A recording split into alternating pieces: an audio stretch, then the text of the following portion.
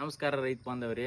ಇವತ್ತು ವಿಡಿಯೋ ಮಾಡೋಕ್ಕೆ ಏನಪ್ಪ ಕಾರಣ ಅಂತಂತಂದರೆ, ಅಡಿಕೆಯಲ್ಲಿ ಹರಳು ಏನಕ್ಕೋಸ್ಕರ ಉದುರುತ್ತದೆ, ಅದು ಏನು ಕೊರತೆ ಆಗಿರ್ತೈತೆ, ಅದಕ್ಕೆ ನಾವು ಏನೇನು ಕೊಡಬೇಕು, ಯಾವ ಟೈಮಲ್ಲಿ ಏನು ಕೊಡಬೇಕು, ಎಷ್ಟು ಕೊಡಬೇಕು, ಎಷ್ಟು ಪ್ರಮಾಣದಲ್ಲಿ ಕೊಡಬೇಕು, ಯಾವ್ಯಾವ ಔಷಧಿ ಹಾಕಬೇಕು, ಯಾವ್ಯಾವ ಗೊಬ್ಬರ ಕೊಡಬೇಕು.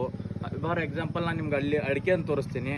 ಅದರಲ್ಲಿ 2 ಟೈಪ್ ಕೊಳೆ ರೋಗ ಬರುತ್ತೆ. ಒಂದು ಕೊಳೆ ರೋಗ ಈ ಥರದ್ದು ಏನು ಹಸಿಯಾಗಿ ಇರುತ್ತಲ್ಲ, ಇದು ಅಡಿಕೆ ಗಿಡದಲ್ಲಿ ಡೆಫಿಷಿಯನ್ಸಿಯಾಗಿ ಬಿದ್ದಿರೋದು. For example zinc, boron, potassium, all micronutrients ಕಮ್ಮಿ ಆಗಿರೋದ್ರಿಂದ ಈ ಟೈಪಾಗಿ ಕೊಳೆ ರೋಗ ಅಡಿಕೆ ಹರಳು ಉದುರುತ್ತದೆ. ಇದು ಏನೈತಲ್ಲ, ಮುಂದ್ಗಡೆ ತುದಿ ಬ್ಲ್ಯಾಕ್ ಆಗಿದೆ, ಇದು ಫಂಗಸ್ ಹಿಡಿದು ಬಿದ್ದಿರೋದು. ಮತ್ತು ಕೆಲವೊಂದು ಗಿಡದಲ್ಲಿ ನಾವು ಹೋಗಿ ಜಸ್ಟ್ ಗಿಡನ ಟಚ್ ಮಾಡಿದರೆ ಸಾಕು ಹರಳು ಉದುರುತ್ತದೆ. ಆ ಟೈಮಲ್ಲಿ ನಾವು ಏನೇನು ಕೊಡಬೇಕು ಅನ್ನೋದನ್ನ ಕಂಪ್ಲೀಟ್ ವಿಡಿಯೋ ಮೂಲಕ ನಾನು ತಿಳಿಸ್ಕೊಡ್ತೀನಿ. ಬನ್ನಿ ರೈತಪ್ಪ ಅಂತವ್ರು. ಇದು ಫಂಗಿಸೈಡು, ಅಪ್ಸಿನ್ ಅಂತಂತಂದು. ಇದು ಸಿಸ್ಟಮಿಕ್ ಫಂಗಿಸೈಡ್ ಆಗಿ ವರ್ಕ್ ಮಾಡ್ತಿದೆ. ಭಾರಿ ಒಳ್ಳೆ ರಿಸಲ್ಟ್ ಇದೆ. ನೀವು ಒಂದ್ಸಲ ಟ್ರೈ ಮಾಡಿದ್ರು ಸರಿ. ಈ ವಿಡಿಯೋನ ಏನೇ ಪ್ರಮೋಷನ್ಗೋಸ್ಕರ ಏನೇ ಮಾಡ್ತಿಲ್ಲ, ಒಬ್ಬ ರೈತರಿಗೋಸ್ಕರ ಏನು ಹೆಲ್ಪ್ ಆಗಬೇಕು ಅಂತ ನಾನು ಮಾಡ್ತಾ ಇರೋದು. ಅಪ್ಸಿನ್ ಅನ್ನೋ ಕಂಪ್ನಿದು ಫಂಗಿಸೈಡಾಗಿ ವರ್ಕ್ ಮಾಡ್ತದೆ. ಏನೇ ಫಂಗಸ್ ಇರಲಿ, ನಿಮ್ಗೆ ಹರಳಲ್ಲಿ ಹಿಡಿದಿರೋಂಥ ವೈಟ್ ಎಲ್ಲ ಗೊನೆನೂ ವೈಟ್ ಆಗಿ ಫಂಗಸ್ ಇಡ್ತಾರಲ್ಲ, ಅದನ್ನ ಕ್ಲೀನ್ ಮಾಡೋಕ್ಕೆ ಫಂಗಿಸೈಡ್ ವರ್ಕ್ ಮಾಡ್ತೇವೆ ಫಸ್ಟ್ ಒಂದು. ಆಮೇಲೆ ಎರಡನೇದ್ದು ನಾನು ನೀವು ಬಂದುಬಿಟ್ಟು ಇನ್ಸೆಕ್ಟಿಸೈಡ್ ಓವಿಸ್ ಅವ್ರದ್ದು, ಏಜಿಸ್ ಕಂಪ್ನಿಯದು ಓವಿಸ್ ಆಗಿ ಥಿಯೋಜಾಕ್ಸ್ ಅಂತಂತಂದು 5.45% EC ಅಂತಂತಂದು. ಇದು ರೆಡ್ ಮೈಟು ಮತ್ತು ವೈಟ್ ಮೈಟು. ಯಾಕಂತಂದರೆ ಇವಾಗ ಒಂದಷ್ಟಕ್ಕೆ ಬೇಸಿಗೆ ಕಾಲದಿಂದ ಮಳೆಗಾಲಕ್ಕೆ ಬರ್ಬೇಕಾದ್ರೆ ಟೆಂಪ್ರೇಚರು 35, 38, 40 ಡಿಗ್ರಿ ಇಂತರ ಸಡನ್ನಾಗಿ ಮಳೆಗಾಲ ಸ್ಟಾರ್ಟ್ ಆಗಿಂತರ 28 ಡಿಗ್ರಿಗೆ ಬರುತ್ತೆ. ಹಾಗಾಗಿ ರೆಡ್ ಮೈಟ್ಸ್ ನಿಮ್ಮ ಒಳ್ಳೆ ಗಿಡಗಳು ದೊಡ್ಡ ಗಿಡಕ್ಕೆ ಬರೋಂಗಿಲ್ಲ. ಫಾರ್ ಎಕ್ಸಾಂಪಲ್ ಈ ವರ್ಷ ಸ್ಟಾರ್ಟಿಂಗ್ ಹರಳು ಹಿಡಿಯೋಂಥ ಗಿಡಕ್ಕೆ ಅವಕ್ಕೆ ಖಂಡಿತವಾಗಿ ಬಂದೇ ಬರ್ತದೆ. ಅದಕ್ಕೋಸ್ಕರ ನಾವು ಇನ್ಸೆಕ್ಟಿಸೈಡನ್ನು ಒಂದು ರೆಫರ್ ಮಾಡ್ತಿದ್ದೀನಿ. ಒಂದು ಫಂಗಿಸೈಡು, ಒಂದು ಇನ್ಸೆಕ್ಟಿಸೈಡು. ಮತ್ತು ಆಮೇಲೆ ಬಂದುಬಿಟ್ಟು ನೀಮನ್ನು ನಾನು ರಿಫರ್ ಯಾಕೆ ಮಾಡ್ತಿದ್ದೀನಿ ಅಂತಂದರೆ, ಇದು ಆ್ಯಂಟಿಬಯೋಟಿಕ್ ಆಗಿ ವರ್ಕ್ ಮಾಡುತ್ತೆ. ಏನೇ ನಿಮ್ಮ ತೋಟದಲ್ಲಿ ಇದು ನೈಸರ್ಗಿಕವಾಗಿದ್ದು ನೀಮು 1000 ppm per ಯೂನಿಟ್ 1000 ppm ಇದೆ. ಇದು ನೀಮನ್ನ ನಾನು ರೆಕಮೆಂಡ್ ಮಾಡಲೇಬೇಕು. ಅದು ಯಾಕಂದರೆ ಇದು ಆ್ಯಂಟಿಬಯೋಟಿಕ್ಕಾಗಿ ವರ್ಕ್ ಮಾಡ್ತಿದೆ. ಒಂದು ಇನ್ಸೆಕ್ಟಿಸೈಡು, ಒಂದು ಫಂಗಿಸೈಡು, ಒಂದು ನೀಮು. ಆಮೇಲೆ ಅದಕ್ಕೋಸ್ಕರ ಅದ್ರ ಜೊತೆ ಒಂದು ಬೋರಾನು, ವಿಜಯದುರ್ಗ ಅನ್ನೋ ಕಂಪ್ನಿಯನ್ನು ನೀವು ಯಾವುದಾದ್ರೂ ಯೂಸ್ ಮಾಡ್ಬೋದು. ವಿಜಯದು ಬೋರಾನು 20% ಇರೋಂಥದ್ದು ಮಿನಿಮಮ್ಮು. ಒಂದು ಪೌಚ್ ನಾನು ಹೇಳ್ತೀನಿ ಯಾವ್ಯಾವ ಡೋಸ್ ಎಷ್ಟು ಕೊಡಬೇಕಂತ, ಇದೆಲ್ಲ ಎಷ್ಟು ml ಹಾಕ್ಬೇಕು ಅನ್ನೋದು. ಒಂದು ಬೋರಾನ್ ಒಂದು, ಆಮೇಲೆ ನ್ಯಾನೋ ಜಿಂಕ್ ಒಂದು. ಇದೆಲ್ಲ ವಾಟರ್ ಸಾಲ್ಯುಬಲ್ ಬಂದುಬಿಟ್ಟು ನ್ಯಾನೋ ಜಿಂಕ್ ಅಂತಂತಂದು 1% ಜಿಂಕ್ ವೇಟ್ ಪರ್ ವ್ಯಾಲ್ಯೂಮ್ ಅಂತ ಇದೆ, ಜಿಂಕ್ ಒಂದು. ಆಮೇಲೆ NPK 300045 ಮ್ಯಾಕ್ಸ್ ಸೊಲ್ಯೂಷನ್ ಅವ್ರದ್ದು NPK 30045 NPK ಇದು. ಮತ್ತು ಆಮೇಲೆ ಇನ್ನೊಂದು ಬಂದುಬಿಟ್ಟು MPK ಅಂತಂದು 050 to 34. ಇದೆಲ್ಲನೂ ಹಾಕಿ ನಾವು ಮಾಡ್ತಿದ್ದೀವಿ. ಏನಂದರೆ ಇನ್ನೊಂದು ಹೇಳ್ತೇನೆ ರೈತ ಬಾಂಧವರೇ, ಒಂದು ಇನ್ಸೆಕ್ಟಿಸೈಡು, ಒಂದು ಫಂಗಿಸೈಡು, ಒಂದು ಜಿಂಕು, ಒಂದು ಬೋರಾನು, ಮತ್ತು ಆಮೇಲೆ ಆಲ್ ನ್ಯೂಟ್ರಿಷನ್ ಇರೋಂಥದ್ದು MPK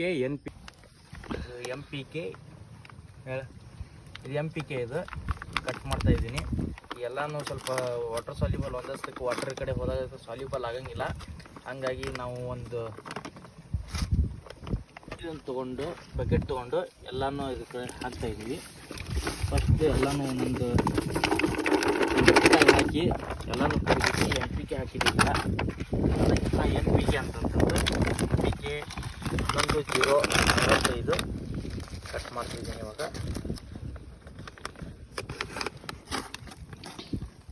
ಎಲ್ಲ ವೈಟ್ ನ್ಯೂಟ್ರಿಯೆಂಟ್ಸ್ ಇರುತ್ತೆ ಇದರಾಗೆ. ಇನ್ನೂ ಒಂದು ಬಕೆಟ್ ಹಾಕಿದ್ದೀವಿ, 1 kg ಇದು. ಇದನ್ನು ಯಾವ ಥರ ಕೊಡಬೇಕು, ಒಂದು ಗಿಡಕ್ಕೆ ಎಷ್ಟು ml ಹಾಕಬೇಕು ಕಂಪ್ಲೀಟ್ ಆಗಬೇಕು. ಮತ್ತು ಆಮೇಲೆ ಏಜಿಸ್ ಅವ್ರದ್ದು ಓವಿಸ್ ಹೆಕ್ಸಾಥಿಯೋಕ್ಸೋನ್ ಅಂತಂದು, ಇದನ್ನು ಡೈರೆಕ್ಟಾಗಿ ವಾಟರ್ ಸಾಲ್ಯುಬಲ್ ಅಲ್ಲಿ ಹಾಕ್ಬಿಡ್ತೀನಿ. ಫಸ್ಟು ಹಾರ್ಡ್ ಪಾರ್ಟಿಕಲ್ಸು ಮತ್ತು ಬೋರಾನ್ ಇದೆ, ಬೋರಾನ್ ಒಂದು ಹಾಕ್ಬಿಡ್ತೀನಿ.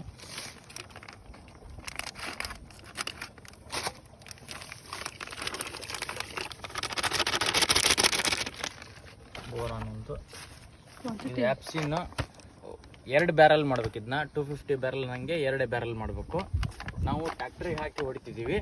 ಟ್ಯಾಕ್ಟ್ರಿಂದು 250 ml ಲೀಟ್ರ್ ಇರ್ತಿದ್ದು. ಒಂದು ಬ್ಯಾರಲ್ಲು 250 ಲೀಟ್ರ್ ಆಗುತ್ತೆ. ಇದು ಒಂದು ಬ್ಯಾರಲ್ಲಿಗೆ ಇದು 1 kg ಇದು, ಅರ್ಧ kg ಇದನ್ನ ಹಾಕ್ತೀವಿ ನಾವು. ಮತ್ತು ಆಮೇಲೆ ಥಿಯೋಕ್ಸೋನು 250 ml ಇದು. 1 ml ಗೆ ಒಂದು 1 ml ಗೆ 1 ಲೀಟ್ರ್ ಮಿಕ್ಸ್ ಮಾಡಬೇಕು. ಇದನ್ನು ನಮ್ಮ ಹಾಕ್ತಾರೆ ಇವರು. ವಾಟರ್ ಸಾಲ್ಯುಬಲ್ ಅಲ್ಲ, ಡೈರೆಕ್ಟ್ ಸಾಲ್ಯುಬಲ್ ಆಕತಿ. ಇದನ್ನ ಹಾಕ್ತೀವಿ ಇದಕ್ಕೆ. ಇನ್ನೂ ಹೊಡೆದಿಲ್ಲ ಅದನ್ನು ಅದಕ್ಕೆ ನೀನು ಹೊಡಿ.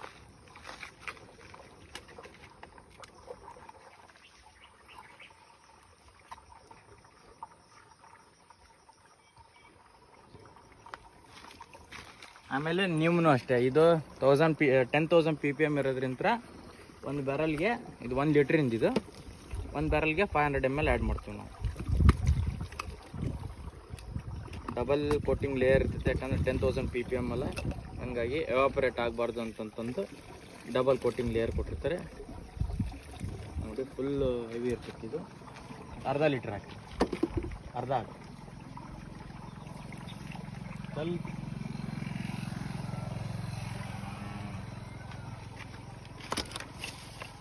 ಮತ್ತು ಆಮೇಲೆ ವಾಟರ್ ಸಾಲ್ಯುಬಲ್ ಜಿಂಕು ಒಂದು ಇದಕ್ಕೆ 2 ಕೊಟ್ಟಿದ್ದಾರೆ ಇವರು.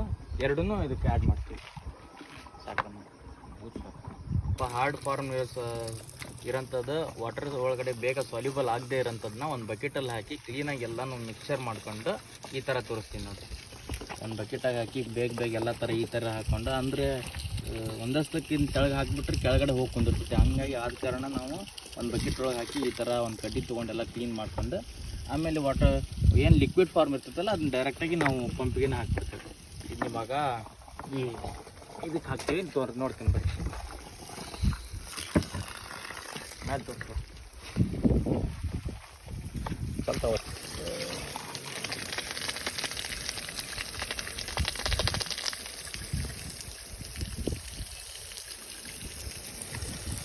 ಬಂದು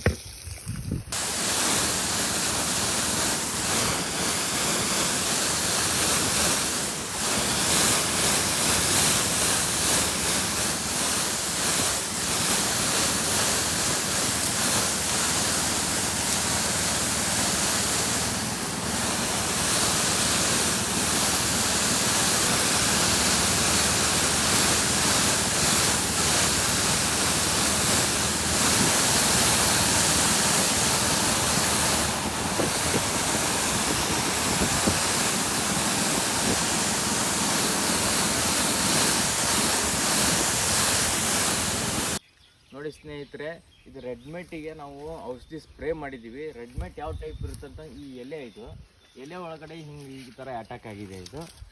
ಇದನ್ನ ತೊಗೊಂಡು ನಾವು ಒಂದು ಈ ಥರ ಮಾಡಿದ್ವಿ ಅಂತಂದ್ರೆ ಈ ಥರ ರೆಡ್ಡಾಗಿ ತೋರಿಸುತ್ತೆ. ಇದು ರೆಡ್ಮೇಟಿಗೆ ಅಟ್ಯಾಕ್ ಆಗಿರೋ ಗಿಡ. ಇದು ದೊಡ್ಡ ಗಿಡಕ್ಕೆ ಯಾವುದಕ್ಕೂ ಬಂದಿರಲ್ಲ. ಫಾರ್ ಎಕ್ಸಾಂಪಲ್ ನಾನು ನಿಮಗೆ ಇಲ್ಲಿ ತೋರಿಸ್ತೀನಿ. ಇದು ದೊಡ್ಡ ಗಿಡ. ಇದಕ್ಕೆ ರೆಡ್ಮೇಟ್ ಯಾವುದೂ ಅಟ್ಯಾಕ್ ಆಗಿಲ್ಲ ಏನೇ ಇದ್ರೂ. ಇಲ್ಲಿ ತೋರಿಸ್ತೀನಿ ಬನ್ನಿ ರೈತರು. ಇದೇನೈತಲ್ಲ, ಇದು 8 ವರ್ಷದ ಗಿಡ. ಅದು ಸಾಗುಣಿ ಹೋಗಿರೋ ಗಿಡ. ಅದು ಮೀಡಿಯಮ್ 3 ವರ್ಷ 4 ವರ್ಷದ ಗಿಡ. ಇದು ಒಂದು 9 ವರ್ಷದ ಗಿಡ. ಈ ಥರ ಗಿಡಕ್ಕೆ ಯಾವುದಕ್ಕೂ ಆಗಂಗಿಲ್ಲ. ಏನೇ ಇದ್ರೂ ನಿಮಗೆ ಇದು 3 ವರ್ಷದ ಗಿಡ ಇದೇನೈತಲ್ಲ, ಇದಕ್ಕೆ ರೆಡ್ಮೇಟ್ ಟೆಂಪ್ರೇಚರ್ ಸ್ವಲ್ಪ ಚೇಂಜ್ ಆದ ತಕ್ಷಣ ಸಾಕು ರೆಡ್ಮೇಟ್ ಈ ಥರ ಅಟ್ಯಾಕ್ ಆಗ್ಬಿಡುತ್ತೆ. ನೀವು ಬೇಕಿದ್ರೆ ಗಮನಿಸ್ಬೋದು. ಇಲ್ಲಿ ಹತ್ತಿರ ಬಂದಿದ್ದೀನಿ, ಫುಲ್ಲು ರೆಡ್ ಆಗಿದೆ. ಸ್ವಲ್ಪ ನಾವು ಈ ಥರ ಟಚ್ ಮಾಡಿದರೆ ಸಾಕು, ಎಲ್ಲ ಬಳ್ಳಲ್ಲಿ ತೋರಿಸ್ತೀನಿ ನೋಡಿ, ಈ ಥರ ಎಲ್ಲ ರೆಡ್ ಆಗಿದೆ ಇದು. ಹಾಗಾಗಿ ಇದು ಕಂಪಲ್ಸರಿ ನಾವು ಹೆಕ್ಸಾಥಿಯೋಜಾಕ್ಸ್ನ ಸ್ಪ್ರೇ ಮಾಡಲೇಬೇಕು ಇದಕ್ಕೆ. ರೆಡ್ಮೇಟ್ ಯಾವ ಥರ ಇರುತ್ತೆ ಅಂತ ಹೇಳ್ಕೊಟ್ಟೆ. ಇವಾಗ ವೈಟ್ ಮೈಟ್ಸ್ ಯಾವ ಥರ ಇರುತ್ತೆ ಅಂತ ಹೇಳ್ಕೊಡ್ತೀನಿ. ನೋಡ್ಬರಿ ಇಲ್ಲಿ ಇದು ಗಿಡ. ಇಲ್ಲಿ ವೈಟ್ ಆಗಿದೆ ಅಲ್ಲ, ಇದು ಹುಳ. ಇದು ವೈಟ್ ಮೈಟ್ಸ್.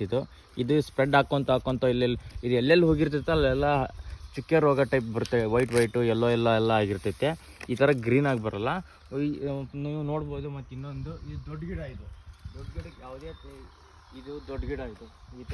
ಈ ಥರ ಗಿಡಕ್ಕೆ ಯಾವುದೇ ಥರದಂಥ ಸಮಸ್ಯೆ ಬರೋಂಗಿಲ್ಲ. ಏನೇ ಇದ್ದರೂ 2 ವರ್ಷ 3 ವರ್ಷ 4 ವರ್ಷದ ಗಿಡಕ್ಕೆ ರೆಡ್ಮೇಟು ವೈಟ್ ಮೈಟು ಎಲ್ಲ ಬರುತ್ತೆ.